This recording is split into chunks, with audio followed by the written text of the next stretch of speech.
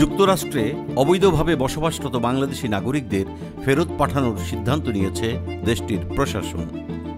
President Donald ট্রাম্পের ঘোষিত অভিবাসন নীতির আওতায় অন্যান্য দেশের মতো বাংলাদেশিও এই পদক্ষেপের আওতায় পড়ছে। তবে কত সংখ্যক বাংলাদেশি এই প্রক্রিয়ার মধ্যে রয়েছে এবং কবে থেকে ফেরত পাঠানো শুরু হবে সে বিষয়ে সুনির্দিষ্ট তথ্য এখনও জানানো হয়নি। ঢাকা ও ওয়াশিংটনের কূটনৈতিক সূত্রগুলো জানিয়েছে, যুক্তরাষ্ট্রের দূতাবাস সম্প্রতি বাংলাদেশ সরকারকে এ বিষয়ে আনুষ্ঠানিকভাবে অবহিত করেছে এবং একটি কূটনৈতিক চিঠি পাঠিয়েছে।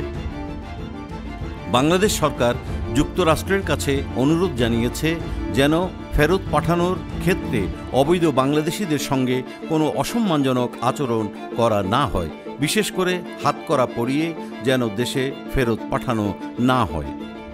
কূটনৈতিক সূত্রগুলো বলছে, সরকার এ বিষয়ে ইতোমধ্যেই আলোচনা চালিয়ে যাচ্ছে এবং যুক্তরাষ্ট্র বাংলাদেশিদের সম্মানজনকভাবে প্রত্যাবর্তন নিশ্চিত করার আশ্বাস দিয়েছে।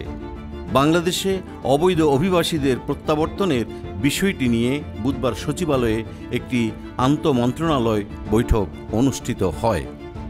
পররাষ্ট্র মন্ত্রণালয়ের কর্মকর্তা জানিয়েছেন, যুক্তরাষ্ট্রে অবৈধ বাংলাদেশিদের সঠিক সংখ্যা জানা না গেলেও নিউ ইয়র্ক, নিউ জার্সি ও কানেটিকাটে তাদের সংখ্যা তুলনামূলকভাবে বেশি হতে পারে।